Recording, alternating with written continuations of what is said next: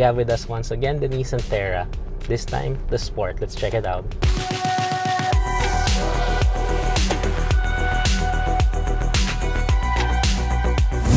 The Nissan Terra Sport is the latest addition to the local Nissan Terra lineup. It comes with a few styling differences, mostly blacked out pieces, making it into something like a black edition, which I think it should be called instead. Anyway, let's check it out. The Nissan Terra Sport is available in both VL 4x2 and 4x4 variants, priced at 2,119,000 Philippine pesos and 2,459,000 pesos respectively. Looking at the exterior, this is set apart from the standard Terra by blacked out trim pieces and a few other stuff. You'll notice the lack of chrome. Anything in chrome and silver has been replaced by black on the grille, bumpers, roof rails, and tailgate trim. Also blacked out are the side mirrors and the rear spoiler. And we also get the same 18-inch alloy wheels from the Nissan Navara VL, but also in black instead. These are wrapped in Bridgestone tires, by the way. You'll also notice some new trim pieces on the front and rear bumpers aimed at making this look more rugged, but to be honest, I'm not a huge fan. Anyway, overall, it's still the Terra we know with its classy styling with lots of road presence. The blacked out look certainly takes that further. And of course, we still have our quad LED headlights, which do a great job of lighting up the road, LED fog lights, and LED taillights. And once you open the manual tailgate, you'll realize that this is actually the only one in the segment to not get a power tailgate. Anyway, there is still a very decent amount of space even with the third row seats in place. There's also storage under the floor. If you do need more space, just fold the seats down by pulling the straps and you will get more than enough for everyday use. And now we're inside the Nissan Terra Sport, and as you can see, it's still basically the same as the normal Terra, except they blacked it out as well, just like the exterior. So no longer maroon over here. This is now a blacked out part. The silver plastic here is now black as well. The overall design is still the same again, and it still looks good in my opinion. I think this is one of the best designed dashboards in the segment, and it still looks fresh in my eyes today.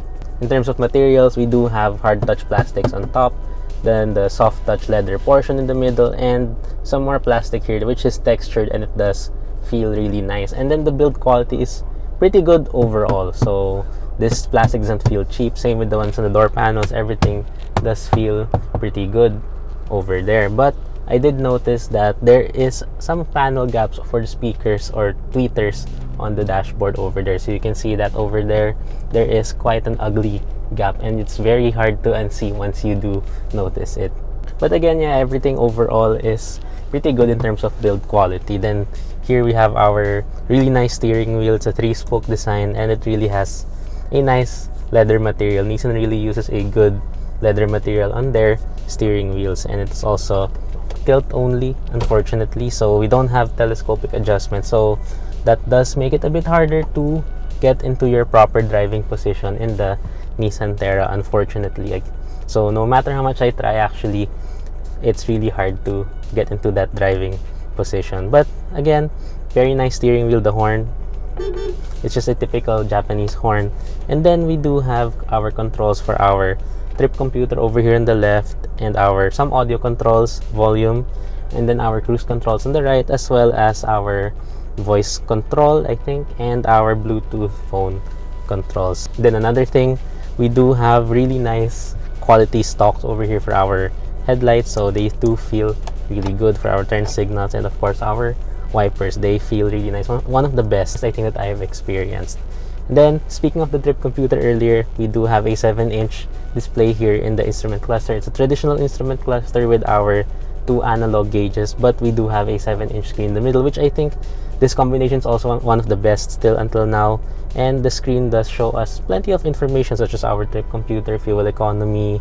We have a tire pressure monitoring system as well, and even our music, and our, of course, ADAS features, or Nissan Intelligent Mobility, which we'll talk about later when we get on the road. Then here in the center, this is something interesting, I think, because the standard Nissan Terra VL 4x4 has a 9-inch touchscreen infotainment system, while this one has an 8-inch. This is actually more expensive than that by a few thousand pesos, but still, it's kind of weird that they downgraded it. But anyway, it's basically the same in terms of interface. It's still the same when it comes to response, so it does have a bit of delay to it. It is a bit laggy, but once you do press some other controls, it is very responsive. Just the slide function is kinda slow. And of course, we still have Apple CarPlay and Android Auto over there. And also, since this is a smaller screen, by the way, it's kind of weird to see how we have such huge bezels around the screen, so it kind of cheaps out the look a bit. But overall, the screen is pretty okay. Nissan Connect, this is a Nissan Connect system, and I think it's still good. But again, yeah, it's weird to have it smaller here, and it's also weird that it is a bit laggy. So this is one of the slower, I think, in the segment right now. And yeah, despite that, at least we do have the volume knob, which most other cars already took away. Then we have a tuning knob as well, and our buttons over here for our basic controls, such as our brightness for the screen, menu, and even our 360 camera. So the Nissan Terra was actually one of the first cars in the segment to have a 360 cam, and if you press that, it will display there.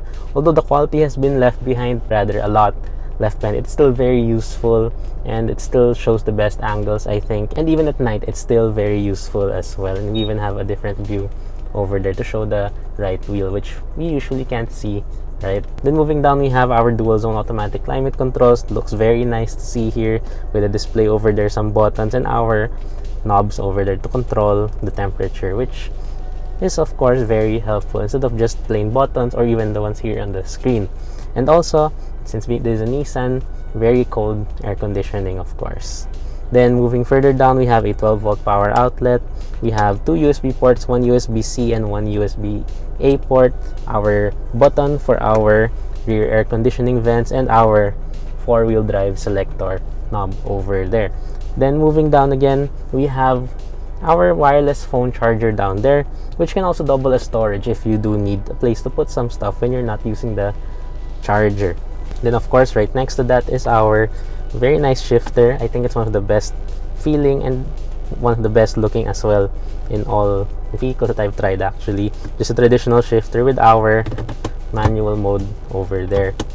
Then moving further to the center of the center console is our controls for our rear folding seats. So the driver and front passenger will have access to the rear seats to fold them completely in case someone does want to get in the back, or if they just want to fold it. At least it's very accessible and it's very easy because it's just one touch. Then over here also we have our electronic parking brake. Unfortunately, we don't have auto hold function in this car, so if you do want to put the car neutral while waiting in traffic or put it in park, you will have to engage the parking brake manually every single time. There's no auto hold, which could have been very useful in traffic. And then right next to that, we have our hill descent control switch, and of course our rear differential lock button over there as well. Two cup holders here, and we have a center armrest with lots of storage underneath. And I also forgot to mention that we do have an 8-speaker Bose audio system, since this is the 4x4 variant, and it does sound really good. It's paired very well to this system. It sounds really nice, especially when you do want to play the music quite loud. Then anyway, moving to the seats, we have here one of the best. This one, I'm really not lying, we have one of the best seats in the segment, or pretty much in the whole automotive industry. So these are Nissan zero gravity seats, of course, with a very nice pattern and leather material. We have lots of diamonds over there. It's kind of Mitsubishi, like if you look at the logo. But anyway, we do have white stitching as well, and again, very comfortable. It's not very supportive in terms of bolstering on the side. Bolstering, it's quite flat actually, but surprisingly, you will find these very comfortable, especially on very long drives, which we actually took the Nissan Terra Sport on one already. And then the driver's seat is power adjustable with lots of lumbar support as well. And yeah, these are one of the best seats in the industry. And now we're here at the back of the Nissan Terra Sport. So it's just very basic, traditional Terra, the very usual that we are already used to. So legroom is pretty good, lots of space over there. Footroom is also pretty good. So you can see I really have loads of space, and the seats here at the back are also really comfortable despite being quite flat on the back side. So yeah, we still have the same pattern, same material, same stitching pattern, same color as well. So very nice. And also, these are Nissan's theater style seats, so they're actually a bit raised up a bit, so it does give us a better view of the surroundings. So you can see the window line here is pretty low because the seat is a bit higher. And then features here, we actually have a lot. So first, we have two USB ports over there in the center, one USB-C and one USB-A port. Then we have two aircon vents down there in the middle. Then we also have two aircon vents up here. Our control for that is over here as well.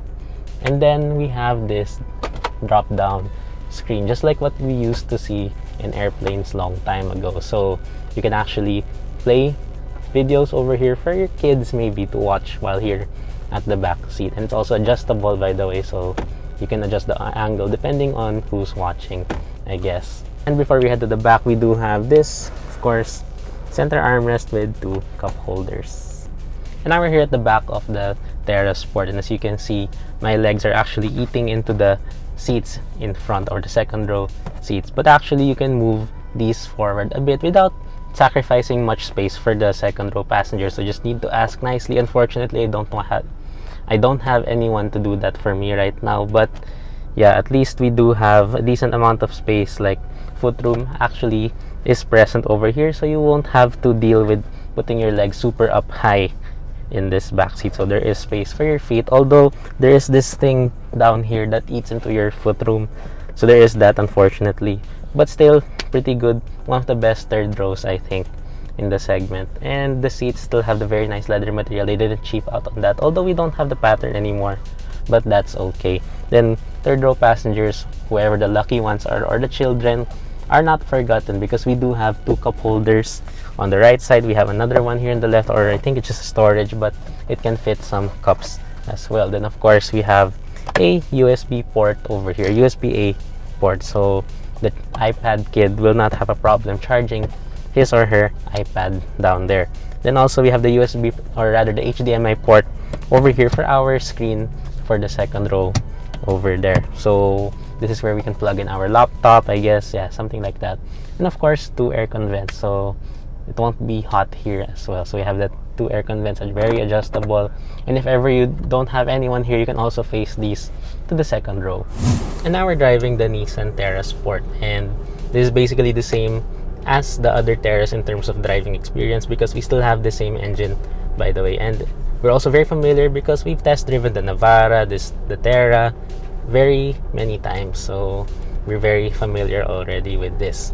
So anyway, the engine is still the 2.5 liter YD25 4-cylinder turbo diesel engine, and it still produces 190 horsepower and 450 Newton meters of torque. Not the best in the segment, not the best at this price point, but I think it is more than enough. And by the way, we get a 7-speed automatic transmission. And now we're driving on this dirt road, so it is of course very bumpy, and actually you can really tell that the Nissan Terra has one of the best ride qualities, or rather one of the best ride quality in the PPV mid-size SUV segment. So it absorbs all the imperfections here very, very well. But we'll talk more of the ride quality in just a bit.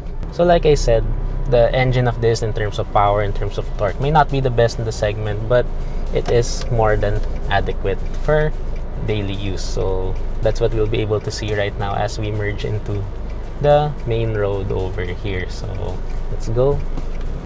And as you can see, you can hear it, the engine does accelerate really well, and it's very responsive. So that 7-speed automatic transmission, I think, helps a lot in terms of providing us very good response when driving the car. So just put your foot in the accelerator and it does respond immediately.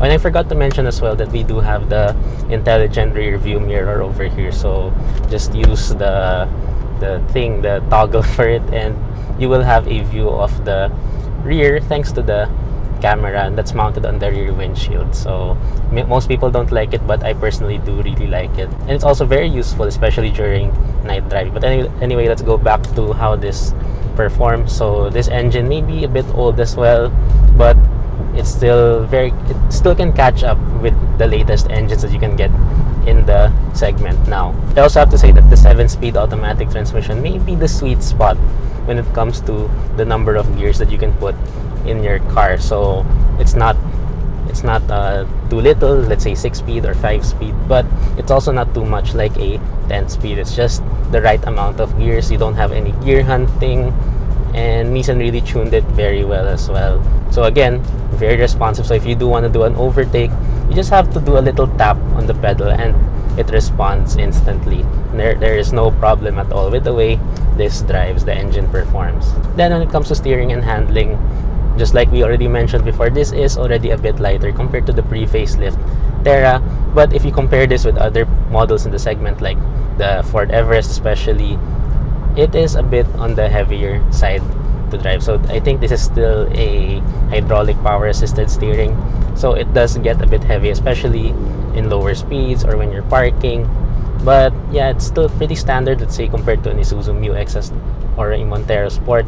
This is quite on par with those in terms of steering feel. And while it is a bit heavy, it does feel pretty good for the most part. Although there are some times that it may feel a bit loose, especially when you're doing some tight maneuvers or rather some sudden maneuvers, but it does still feel really good overall.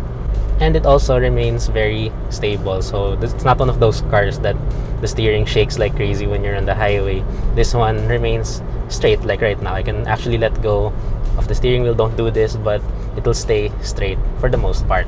And then in terms of handling, body roll is over there, so now we're taking this curve at a standard speed, at a speed limit, and of course in this case we don't really feel it that much. But if you do take some other corners at a higher speed than you will feel a lot of body roll, and this actually has one of the most amounts of body roll in the segment, unfortunately. But still, it does feel pretty good for the most part, and it's pretty stable on the highway. It's pretty stable when you're going higher speeds. It still remains very stable on the highway, and of course this still handles pretty well in my opinion.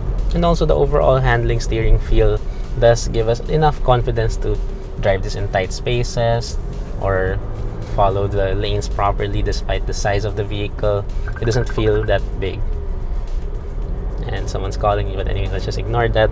And let's go back to ride quality, because again, this is one of the best in the segment in terms of ride quality.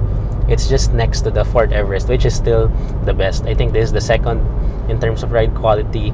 It does absorb all the bumps really well. All the imperfections are absorbed really well, especially just provided that you put the car in the right tire pressure of around 35 psi. So very good quality. The seat comfort combined with the very good ride quality does make for a very good experience when driving this, especially in long road trips, because we know that provincial highways are not the best when it comes to how well maintained they are. So those are very bumpy. Of course, the streets of Manila are very bumpy as well. So with the Terra, that all won't be a problem. And then when it comes to noise insulation, road noise it's there, but it doesn't bother you at all. So the Terra does do a great job of insulating you from the outside world. Outside noise is also very minimal, and vibrations from the engine, despite it being a diesel, aren't really noticeable. But what I will say is that the engine does have the tendency to be really loud, especially when you're driving in the city low speed. So it does really make itself known to you that you are driving a diesel SUV. But at least it does sound really good. And in terms of visibility, this is also pretty good because we actually sit high up. I told you earlier that if you're in the back seat, it's also very good when it comes to visibility for the rear passengers. But of course, for the driver, all good. So we have a really nice view of the road. We're seated nicely high up. We have really big side mirrors. We also have blind spot monitoring. And this pillar over here is not too big. And also, again, that mirror that I told you earlier, even at night, very easy to see out back. And you're probably curious about fuel economy. This one, inside the city, I was able to achieve around 10 kilometers per liter, which is pretty good. And then in the highway, I was able to do between 16 to 17 kilometers per liter, which is also quite decent. Although some other SUVs now can do better. Hopefully, in the new generation, we can reach higher numbers with the Nissan Terra. And before we end this review, let's talk about the advanced driver assist system, because Nissan is actually really proud of those. So we have, of course, Nissan Intelligent Mobility, and it's an almost complete suite of those driver assist systems. So unfortunately, it is not complete despite of how proud they are of this system. But it does have the basics, the emergency braking, we have forward collision alert, of course, and then blind spot monitoring, like I mentioned, and that mirror is actually part of Nissan Intelligent Mobility as well. We do not have in this car is adaptive cruise control. So if I'm not mistaken, it's actually the only model in the segment that you still cannot get with adaptive cruise control. So all other models, Toyota Fortuner, Montero Sport, Ford Everest, Isuzu Mu-X, all of them come with adaptive cruise control on the higher variants, and this one still does not get it regardless of variant. Despite this being one of the most expensive you can get as well, it doesn't come with that. So hopefully soon Nissan can give this a little update to add that feature, which I think could be very useful for some drivers, especially those like me who drive frequently on the highway on a weekly basis. The Nissan Terra Sport was probably made to add some flair to the Terra once more.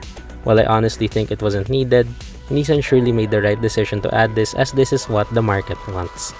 The trend is to go black. Good choice? Sure. There are some weird decisions here, but the Nissan Terra remains one of the best choices in the segment, and I hope it stays that way.